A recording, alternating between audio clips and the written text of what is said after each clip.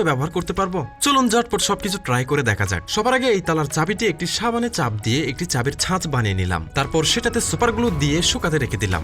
আর দ্বিতীয় এই পেইন্টিং যেটা বানিয়েছে মহান চিত্রকর, সেই পেইন্টিংটি টেবিলে রেখে তার উপর সুপার গ্লু দিয়ে সেটাও শুকাতে রেখে দিলাম। এইবার একটি কাটা বোতলে সুপার গ্লু ঢেলে নিলাম। এখন সেখানে এই তেল দিয়ে দেখা যাক কি হয়। কিন্তু তেল দেওয়ার পর তা উপরেই ভাসতে থাকে। সেটা মেশানোর চেষ্টা করলাম কিন্তু মিশলো না। এক পর্যায়ে তা জেলির মতো হতে শুরু করে। এইবার এই বোতলে থাকা সব সুপার গ্লুতে ডিটারজেন্ট পাউডার দিয়ে দেখা যাক কি হয়। তবে তার আগে বাকি দুটোও শুকিয়ে গেছে। সবার আগে এই পেইন্টিং, এটা শুকানোর পর গ্লসি ভাবটা কোথায় যেন উধাও হয়ে গেছে এবং সেটা আমার টেবিলের অবস্থা কিছুটা এমন করে দিয়েছে।